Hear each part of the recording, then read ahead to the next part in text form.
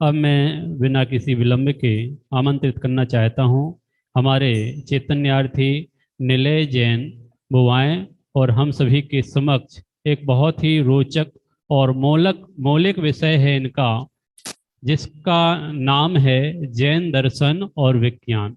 आप सभी साधर्मियों से मैं निवेदन करना चाहूँगा, यदि आपके परिवार में कोई इधर उधर हो तो उनको आप पास में बुला लें और बहुत ही सुंदर विषय आपको हमारे होनहार छात्र चैतन्यार्थी निलय जी प्रस्तुत कर रहे हैं, उसका श्रवण आप अवश्य करें।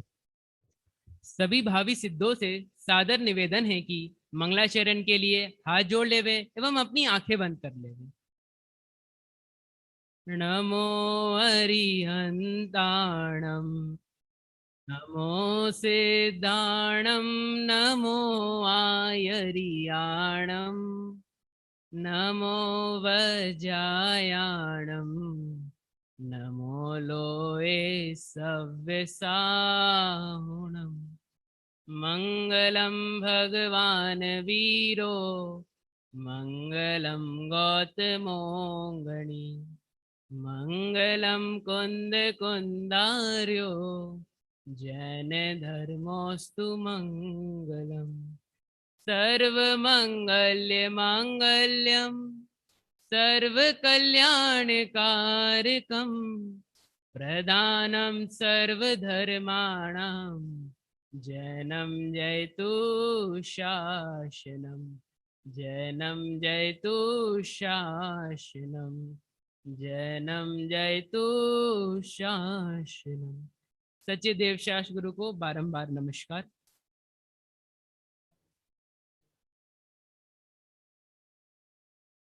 यह तो हमें सर्वविदित है कि आज के इस युग में विज्ञान ने, टेक्नोलॉजी ने बहुत ही क्या कर लिया है। टेक्नोलॉजी बहुत आगे बढ़ गई है। आज के इस युग में साइंस विज्ञान बहुत ही आगे बढ़ गया है।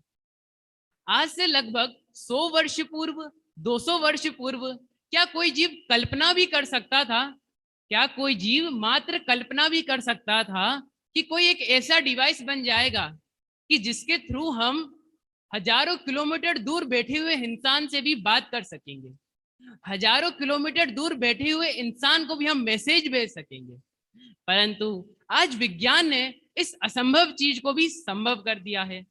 एवं उस विज्ञान ने क्या निकाल दिया? विज्ञान ने मोबाइल फोन्स का, स्मार्टफोन्स का क्या कर दिया है? आविष्कार कर दिया है। आज से लगभग 500 वर्ष पूर्व, 200 वर्ष पूर्व क्या कभी कोई कल्पना कर सकता था कि कुछ ऐसी चीज विज्ञान आविष्कार कर लेगा कि जिसके थ्रू ये पूरा जो धरती है उसमें हम रोशनी कर देंगे?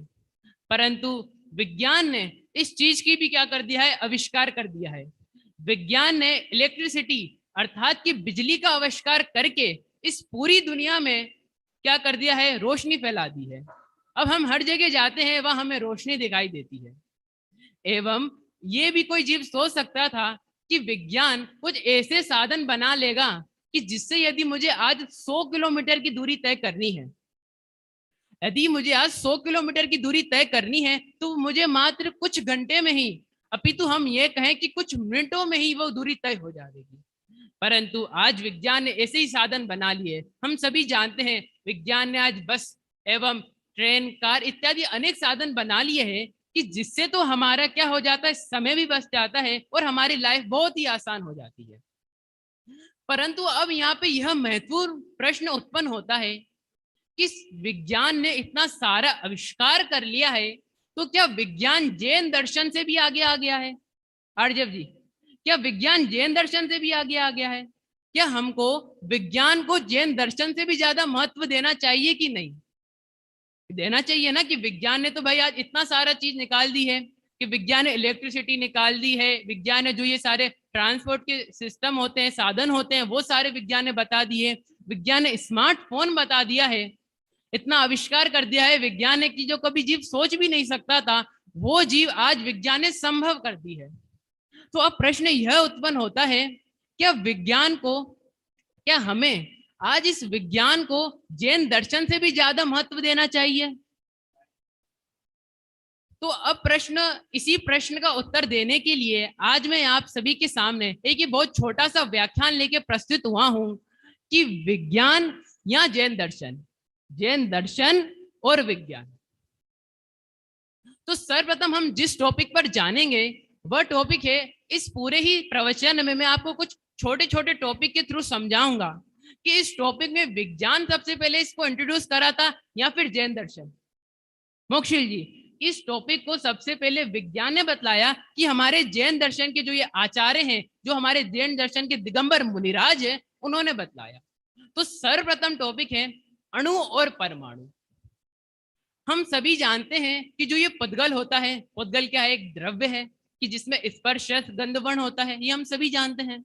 जो ये पुद्गल होता है उसका सबसे सूक्ष्म भाग होता है अणु। उसका सबसे सूक्ष्म भाग क्या होता है? अणु।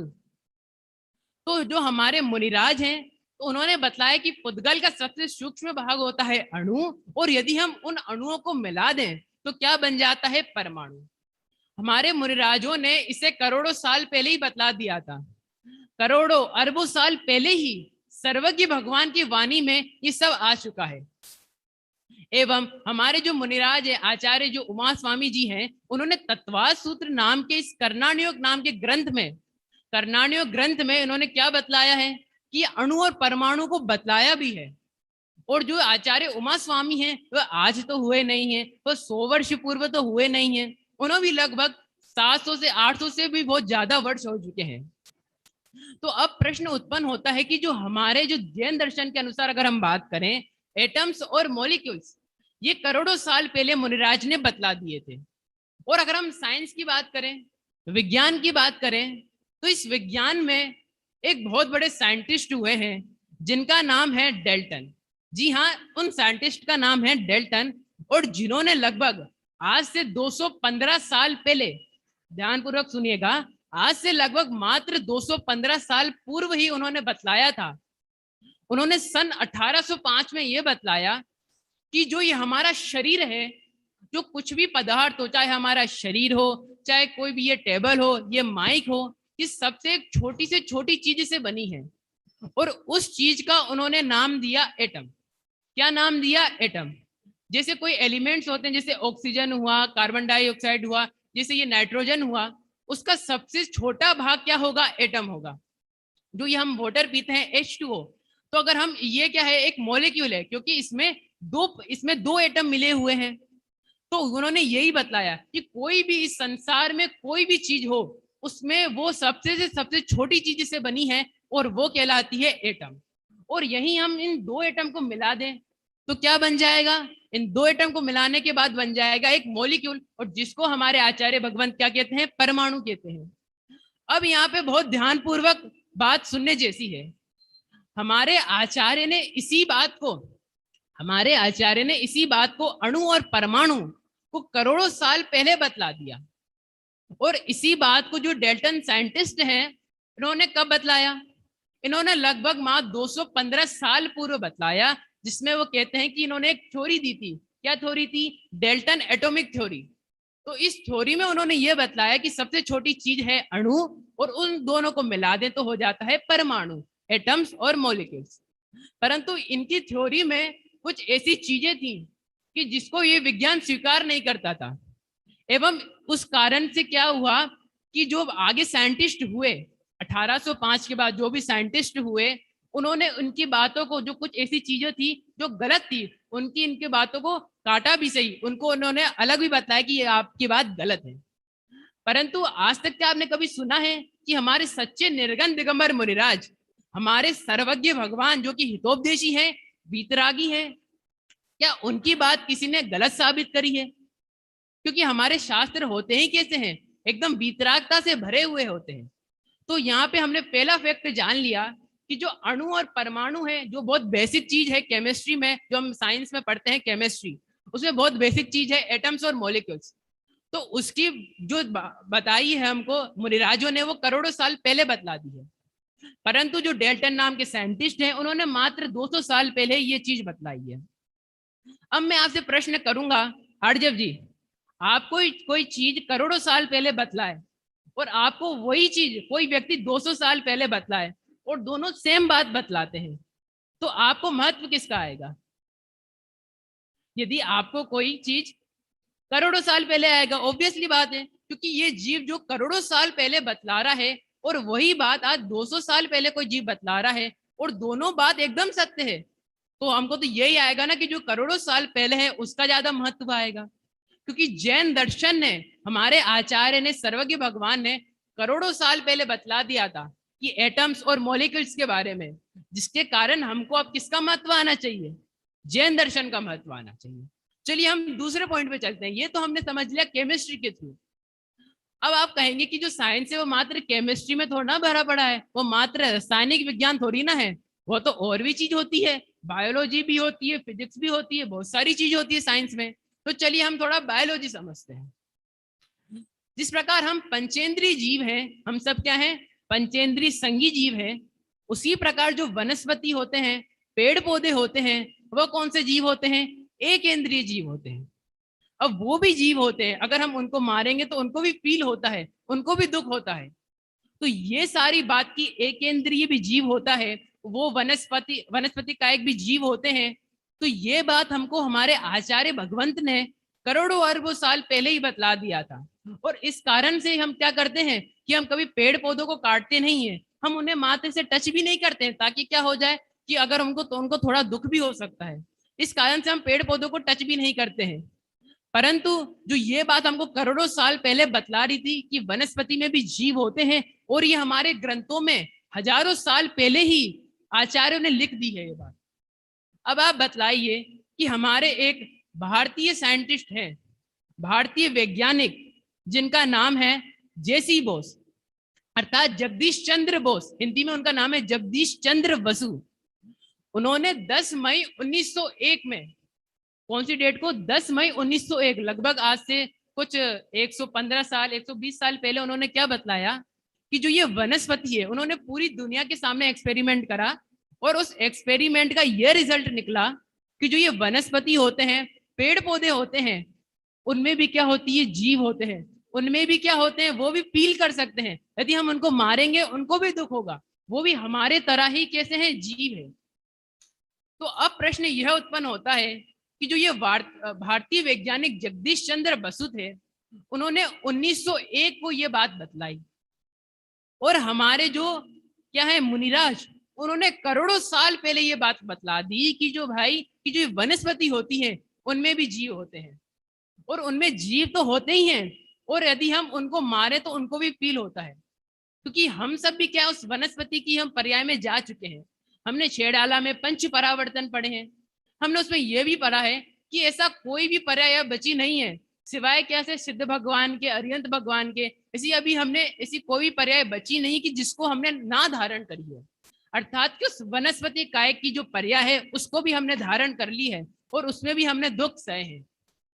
तो अब प्रश्न ये आ गया आपके सामने कि करोड़ों साल पहले बतला दिया हमारे आचार्य भगवंतों ने कि इस वनस्पति में जीव होते हैं।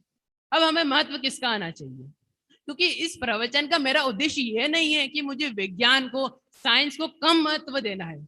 मेरा इस प्रवचन का उद्देश्य यह है कि आजकल जो ये जीव है वो ये कहते हैं कि अगर हम उन्हें 3 लोक के बारे में पढ़ाएं तो वो क्या कहते हैं कि किसने देखा स्वर्ग और किसने देखा नरक। कि वो जो सर्वज्ञ भगवान जो हितोपदेशी हैं, सबको एक साथ एक समय में जानते हैं, उनकी बात में उनको विश्वास नहीं होता। वह कहते हैं आप कोई तर्क दीजिए तो माने, आप विज्ञान के अनुसार बताइए तो माने। अरे भाई, विज्ञान और जैन दर्शन में कोई कंपैरिजन करने की बात ही नहीं है। क्योंकि हम कंपैरिजन किस में करते हैं? हम कंपैरिजन उसमें ही करते हैं कि जिसमें कुछ सिमिलरिटीज हो, जिसके अंदर कुछ समानता हो। लेकिन जैन दर्शन और विज्ञान में कैसी समानता हो सकती है, आप बतलाइए। क्योंकि जैन दर्शन जब विज्ञान का उदय भी नहीं हुआ था, ध्यानपूर्वक सुनिएगा, जब विज्ञान का उदय भी नहीं हुआ था, जब जो ये गणित है उसका उदय भी नहीं हुआ था, जब जो हम कहते हैं ना पाइथागोरस थ्योरम जो बहुत ही प्रचलित है इस मैथ्स में, तो जब उसका भी उदय नहीं हुआ था, उसके भी हजारों साल पूर्व ही हमारे निर्गन दिगंबर मुनिराजों ने 3 लोक के बारे में बता दिया था। सर्वज्ञ देव ने 3 लोक के बारे में बता दिया था कि जो ये पर्वत है ये इतना योजन का होता है, ये 5 मेरु है, इस समुद्र में इतने बड़े बड़े मत्स्य जीव रहते हैं, इतने बड़े बड़े जीव रहते हैं, इतने वो घन के जीव रहते हैं, इतने धनुष के रहते हैं, उनकी हाइट, उनकी विड्थ सब बता दी थी। तो अब ये चीज कहाँ से आई होगी? वो निर्गन दिगंबर मुनिराज मैथ के अनुसार तो नहीं चल रहे हैं ना, कि जब कोई जीव प्रूफ करेगा, जब कोई एडिशन बताएगा, सेपरेशन बताएगा, तब उनके अनुसार चले। नहीं, सर्वज्ञ भगवान की वाणी है, सत्यार्थ वाणी है, और ये हजारों साल पहले ही लिखी गई वाणी है। अगर कोई प्रश्न करे कि जो निर्गन दिगंबर मुनिराज हैं, जब मैथ आया उसके बाद उन्होंने शास्त्र लिखा, उसके बाद उन्होंने ये बतलाया, लेकिन जो ये शास्त्र हैं वो हजारों साल, 2000 साल पूर्व ही बतला चुके हैं कि ऐसी चीज होती है, इतना जो इतना हाइट है, इतना व्यर्थ है। तो हम समझ सकते हैं कि जैन दर्शन ही एकमात्र ऐसा है कि जिसको हमको महत्व देना चाहिए, जिसको हमें निस्वार्थ भाव से, निशंकित भाव से हमें उसको क्या श्रद्धान करना चाहिए। तो इस प्रकार हमने जाना, बायोलॉजी के अनुसार भी जाना कि जैन दर्शन ने बायोलॉजी की फील्ड में भी क्या बतला दिया था, करोड़ों साल पहले ही इस बता दिया था कि वनस्पति में भी जीवन होते हैं। अब चलिए हम तीसरा पॉइंट समझते हैं। अब जो ये तीसरा पॉइंट है बहुत कॉमन पॉइंट है, हम सभी ने, आप सभी ने इसके बारे में अवश्य सुना होगा। हम सब जानते हैं कि जैन दर्शन है, जैनी के 3 लक्षण क्या है? जैनी के 3 लक्षण है कि रात्रि में ना खाना, अंशना जल का सेवन ना करना, और नित्य प्रतिदिन जिन मंदिर जाना। हमने रात्रि भोजन का त्याग तो हमने सुना भी है, और इसके पीछे जो आचार्य भगवंत है वह यह तर्क देते हैं कि जब हम रात में भोजन करते हैं तब क्या होता है कि सूर्य की जब रोशनी नहीं रहती है, और सूर्य की रोशनी ना रहने के अनुसार बहुत सारे ऐसे सूक्ष्म जीव हैं जो हमें अपनी आंखों से नहीं दिखाई देते हैं, और जिसके कारण क्या होता है कि वो हमारे भोजन में गिर जाते हैं और हमें असंख्य जीवों की हिंसा का दोष लगता है। आप समझ सकते हैं असंख्य जीवों की हिंसा का हमको कितना बड़ा दोष लगेगा। हम दोष तो बहुत ही आसानी से कर लेते हैं, पाप तो बहुत ही आसानी से कर लेते हैं, लेकिन जब उसका उदय आता है तब हमें बहुत ही कठिन समय से गुजरना रहता है। तब हमें पता चलता है, हाँ काश मैंने ये काम नहीं किया होता तो क्या होता कि मुझे अब इस भोग का, जो हमें जो पाप आ रहा है, इसका उदय ना आना होता। तो हम सब जानते हैं भगवंतों ने क्या दिया है इसके लिए तर्क, कि हमें जो बहुत सारे जीव होते हैं, अर्थात करुणा बुद्धि के अनुसार, कि बहुत सारे जीवों की हिंसा ना हो, इस कारण से अब रात में भोजन नहीं करिए। परंतु जो साइंटिस्ट हैं, अब उन्होंने भी आज से 50 साल पहले ये बतला दिया है कि हमें लगभग 6:30-7 बजे के तक हमको अपना खाना खा लेना चाहिए, इसके बाद खाना नहीं खाना चाहिए। तो अब उन्होंने ये किस तर्क पे बताया, तो वो कहते हैं कि जब हम रात्रि में भोजन करते हैं और उसके बाद हम जब सो जाते हैं तो एक हाइड्रोक्लोरिक नाम का एक एसिड होता है HCl, जो कि बहुत ज्यादा जो हमारे पेट में ही होता है। तो जो ये HCl नाम का एसिड है वो हमारे खाने को पचाने में सहायक क्रिया करता है, परंतु जब हम रात को सो जाते हैं खाना खाने के बाद, तब ये एसिड इतना उत्पन्न नहीं होता है, जिससे हमारा जो ये खाना रहता है वो सही से पचता नहीं है, और जिसके कारण क्या होता है, हमें अनेक सारी बीमारियां हो जाती है।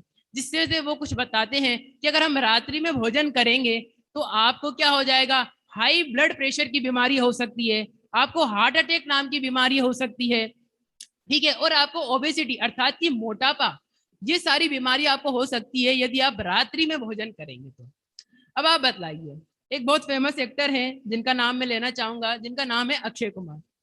तो उन्होंने एक बार ये कहा था कि हमें 6:30 बजे तक ही क्या कर लेना चाहिए, खाना खा लेना चाहिए। और पूरी जैन दर्शन ने, जो जितने भी जैनी हैं, उनको तो ऐसा लगा क्या बात, हमारी जो बात जो तीर्थंकर भगवान ने बतलाई थी वो इन्होंने आज प्रमाण कर दी। अर्थात कि अक्षय कुमार जी ने बतलाया कि हमें 6:30 तक खाना खाना चाहिए, उसके बाद नहीं खाना चाहिए। तो और ऐसा बतलाया तो सारे जैनियों को क्या लगा कि इन्होंने हमारी बात को, तीर्थंकर भगवान की बात को प्रमाण कर दी, सत्यता दे दिया। अब मैं आपसे प्रश्न करता हूं कि आज जो वो एक्टर हैं वो ऐसा कह रहे हैं कि 6:30 बजे हमें नहीं खाना चाहिए, कल वो किसी अभक्ष्य चीज का अगर वो एड करेंगे तो क्या आप उनका अनुसरण करेंगे? तो क्या आप उन अभक्ष्य चीज को खाएंगे? जब हम वो कहें कि 6:30 पे मत खाओ तो हम नहीं खा रहे हैं, और यदि वो कहें कि कोई अभक्ष्य चीज का ऐड कर रहे हैं, उसको प्रमोट कर रहे हैं, यदि आप करें, कल्पना करें, तो क्या आप उस चीज का सेवन करेंगे? तो आप कहते हैं हम सेवन तो नहीं करेंगे। तो उसी प्रकार का ना, वो हमारे आदर्श नहीं है। हमारे आदर्श कौन है? सिद्ध भगवान, अशरीरी सिद्ध भगवान, आदर्श तुम ही मेरे। अशरीरी सिद्ध भगवान हैं जिन्होंने बतलाया है कि रात में भोजन करने से क्या होता है, असंख्यात जीवों की हिंसा होती है। एक और पॉइंट, अब उन्होंने बतलाया कि आपको इतनी सारी बीमारियां हो जाएगी इसलिए आप रात्रि में भोजन नहीं करिए। तो अब मेरा प्रश्न यह उत्पन्न होता है कि इतनी सारी बीमारियां ना हो हमको, तब हम रात्रि में भोजन ना करें, अर्थात कि हमारा जो स्वार्थ छुपा हुआ है तो हम रात्रि में भोजन नहीं करेंगे। क्योंकि जो मुनिराज ने बताया, जो निर्गन दिगंबर मुनिराज ने क्या बतलाया है हमें कि हम रात्रि में भोजन करते हैं तो हमें तो पाप लगेगा ही लगेगा। हमारा जो है भला तो होने वाला है ही नहीं है, हमें पाप लगेगा, चाहे वो पाप बीमारियां के रूप में आए चाहे किसी भी प्रकार से आए, वो पाप तो आने वाला है। साथ साथ में करुणा बुद्धि के कारण वो कहते हैं कि असंख्यात जीवों की हिंसा भी होती है। तो दोनों एस्पेक्ट जब हमारे मुनिराज चलते हैं तब हमें सत्यार्थ पता चलता है कि महिमा तो जैन दर्शन की आनी चाहिए। क्योंकि विज्ञान तो क्या कहता है कि यदि हमें बीमारियां हो जा रही है इसलिए आप मत खाइए, क्योंकि इस प्रकार हमें महिमा आती है कि हमें जैन दर्शन को ही महत्व देना चाहिए। अब हम एक और पॉइंट समझते हैं, हमने बतला दिया कि रात्रि में भोजन ना करें, अब हम समझते हैं अनछना पानी। अब जो ये अनछना पानी है, अब इसकी बात ध्यानपूर्वक सुनिए कि जो अनछना पानी है उसकी मात्र एक बूंद में हमारे मुनिराजों ने बतलाया है उसमें असंख्यात जीव होते हैं। कितने जीव होते हैं? असंख्यात जीव होते हैं। और आज के वैज्ञानिकों ने बतलाया है कि जो एक अनछने पानी की बूंद है उसमें मात्र 36,500 जीव होते हैं। मान लीजिए 36,500 जीव भी होते हैं तो भी क्या हमें अनछने पानी का उपयोग करना चाहिए? तो वो तो नहीं करना चाहिए। आज बहुत सारी विज्ञान ने, मैंने आपको शुरुआत में बताया था, बहुत उन्नति कर ली है, बहुत टेक्नोलॉजी उसने प्राप्त कर ली है, उसने माइक्रोस्कोप का इन्वेंशन भी कर लिया है और जिसके कारण आज वो क्या कर सकता है, पता लगा सकता है कि इतने ही जीव है। परंतु अब मैं आपसे प्रश्न करना चाहूंगा कि आज से करोड़ों साल पहले बतला दिया हमारे मुनिराजों ने कि एक अनछने पानी की मात्र एक बूंद में असंख्यात जीव होते हैं। और हम ये तो जरूरी नहीं हम मात्र उसका एक बूंद का इस्तेमाल करते हैं, यदि हम मात्र आधे लीटर पानी का भी इस्तेमाल करें, 1 लीटर पानी का भी इस्तेमाल करें, तो उसमें तो मात्र कितनी हो जाएगी, करोड़ों करोड़ों बूंद आ जाएगी। और एक बूंद में असंख्यात जीव हैं, तो इस करोड़ों बूंद में करोड़ों इंटू असंख्यात जीव, इतने सारे जीवों का घात करने का हमें जब पाप लगेगा तब आप सोच सकते हैं कि हमारी दशा क्या होगी। तो अब हमें ये ख्याल में आता है कि जो हमने जितने भी एस्पेक्ट से जाना, चाहे वो अणु परमाणु हो, तो उसके बाद बताया डेल्टन साहब ने कि 200 साल पहले उन्होंने इस बात को बतलाया। फिर हमने कहा कि वनस्पति में जीवन, तो उसके बाद उन्होंने जो हमारे जेसी बोस हैं, जो हमारे साइंटिस्ट हैं, उन्होंने बताया मात्र 100 वर्ष पूर्व। और उसके बाद ये जो अनछने पानी और रात्रि भोजन हुआ वह तो मात्र लगभग आज से 50 वर्ष पूर्व की ये बात है। और हमारे मुनिराज करोड़ों साल पहले ही बतला चुके हैं। अब आप बतलाइए कि अब मैं आपसे प्रश्न कर रहा हूं, क्या विज्ञान भगवान है? विज्ञान क्या भगवान है? मैं आपसे प्रश्न कर रहा हूं। हमने सारे एस्पेक्ट्स से जाना, क्योंकि आज जो क्या है, जीव क्या मानते हैं कि विज्ञान को 100% ट्रू मानते हैं कि विज्ञान ने कहा तो सही है। अरे भाई साहब, विज्ञान खुद कहता है कि विज्ञान कभी भी 100% सही नहीं हो सकता। विज्ञान खुद कहता है विज्ञान कभी 100% ट्रू नहीं हो सकता। क्यों नहीं हो सकता? क्योंकि एक साइंटिस्ट ने कभी ये चीज बतलाई, तो क्या पता कि आज से 100 वर्ष पूर्व, आज से 200 वर्ष पूर्व कहीं ऐसी आधुनिक और टेक्नोलॉजी आ जाए कि वो उस चीज को गलत साबित कर देवे और दूसरी चीज के बारे में बतला देवे। तो विज्ञान के साइंटिस्ट खुद कहते हैं कि हम 100% बात इसको प्रूफ नहीं कर सकते, ट्रू नहीं बतला सकते। परंतु हमारे सर्वज्ञ देव, हमारे निर्गन दिगंबर मुनिराज क्या कहते हैं? हमारे निर्गन दिगंबर मुनिराज कहते हैं कि जो ये सर्वज्ञ भगवान ने बतलाया है वो 100% ट्रू है और वो कभी भी असत्यार्थ हो ही नहीं सकता। 3 लोग 3 काल में कभी असत्यार्थ हो ही नहीं सकता। भगवान ने बतलाया है कि यदि आपको सच्चे सुख की प्राप्ति करनी है तो उसका मात्र एक ही मार्ग है, आपको अपनी आत्मा की ओर ध्यान ही पड़ेगा। आत्मा को ध्यान ही पड़ेगा, तभी आप सच्चे सुख की प्राप्ति कर सकते हैं। तो इसका कोई दूसरा उपाय नहीं है कि हम किसी प्रकार से मोक्ष में चले जावे बिना आत्मा को क्या लेके, हमारे उद्देश्य में लेके, बिना आत्मा की सहायता के, स्वयं के सहारे कभी बिना हम मोक्ष में नहीं जा सकते। तो जो सर्वज्ञ भगवान ने बतला है वो 100% ट्रू है। विज्ञान बताता है 100% ट्रू नहीं है। अपितु विज्ञान जो बतलाता है उसके बाद उसके ही साइंटिस्ट उसको गलत साबित कर देते हैं। आप सभी ने 9th और 10th क्लास की जो केमिस्ट्री है उसमें पढ़ा होगा कि जो ये एटम और परमाणु आए हैं वो किस प्रकार से आए हैं, इलेक्ट्रॉन प्रोटॉन किस प्रकार से आए हैं। पहले सबसे पहले आए जे थॉमसन, उसके बाद आए रदरफोर्ड और उसके बाद भी आए नील बोर। तो इस प्रकार से अलग अलग साइंटिस्ट आते रहे, उन्होंने किसी की दूसरी बात को गलत साबित करा और इस प्रकार से उन्होंने क्या कर दिया है कि आज वो एक इस मुकाम पर है कि वो बता सकते हैं अणु क्या है और परमाणु क्या है। तो अब मेरा तो आपसे यही प्रश्न है कि विज्ञान क्या भगवान है? अब आपको स्वयं डिसाइड करना है। मैंने आपको इतने सारे एस्पेक्ट बता दिए, मैंने आपको वनस्पति में जीवन इत्यादि अनेक एस्पेक्ट बता दिया। अब आपको स्वयं डिसाइड करना है क्या विज्ञान ही भगवान है, क्या विज्ञान ही 100% ट्रू है कि नहीं है।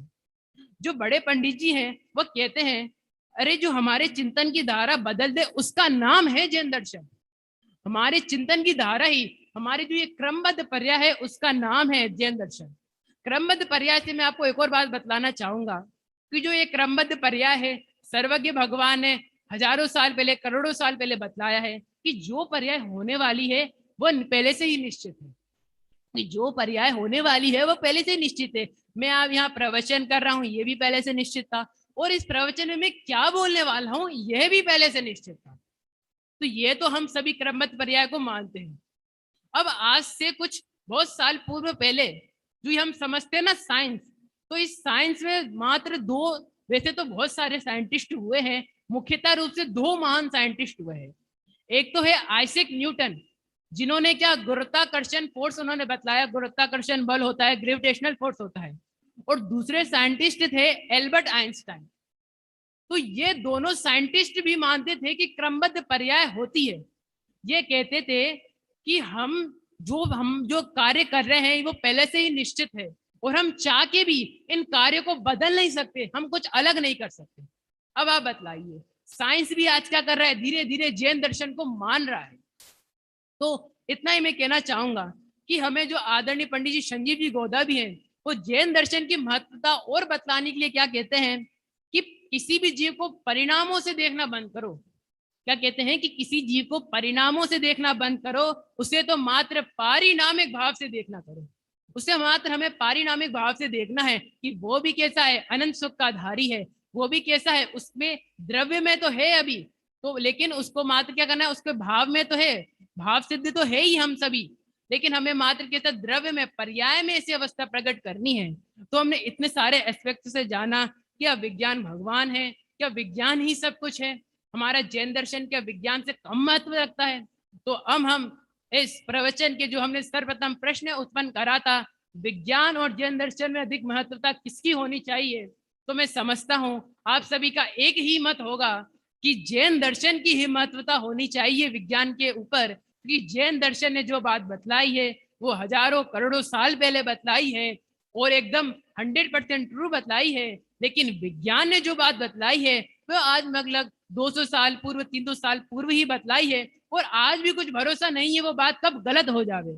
इसलिए हमें मात्र जैन दर्शन की महत्वता आनी चाहिए, इसलिए हमें मात्र किसकी जैन दर्शन की महत्वता आनी चाहिए और इस जैन दर्शन में सर्वज्ञ भगवान की वाणी को हम अनुसरण करके उन पर श्रद्धा करके देव शास्त्र गुरु पर श्रद्धा करके हम क्या करें, जो हम पढ़ भी रहे हैं ना गुणस्थान की क्लास कि हम शीघ्र जो गुणस्थान है हम 6वें गुणस्थान में आए, शीघ्र चतुर्थ गुणस्थान से 6ठे गुणस्थान 8वें गुणस्थान और उसके बाद गुणस्थान अतीत हो जावे और सिद्ध भगवान बन जावे। ऐसी हम दशा प्रकट कर लें जो हमें अनंत काल तक रहेगी, अनंत सुख की हमें प्राप्ति कराएगी। ऐसी मेरी मंगल भावना करता हूँ। आप सभी को सादर वंदन, सादर जय जिनेंद्र, सादर चैतन्य वंदन।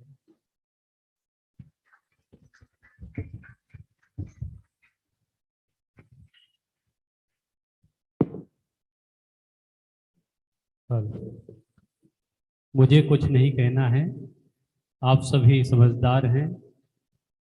मैं तो सिर्फ इतना ही कहना चाहूँगा, प्रतिभा किसी की मोहताज नहीं होती है और चैतन्यार्थियों में ये गुण देखा जाता है और आप सभी इसके साक्षात्कार किए हैं। तो बहुत ही सुंदर और जैसा कि मैंने आप सभी को बोला भी था, रोचक विषय है। विज्ञान और जैन दर्शन का क्या महत्व है, जैन दर्शन का महत्व है या विज्ञान का महत्व है कि हमारे जीवन में हमें समझना चाहिए। और इस प्रकार बहुत ही सुंदर व्याख्या के साथ हमारे निलय, ये हमारे 12वीं कक्षा के छात्र हैं और राजस्थान भिंडर के निवासी हैं। बहुत ही होनहार और प्रतिभावान छात्र हैं और इनका अनुसरण हमारे अग्रिम वक्ता करेंगे, ऐसी मेरी मंगल भावना है। एक बार सिर्फ आप करतल ध्वनि से इनका अभिवादन जरूर करें।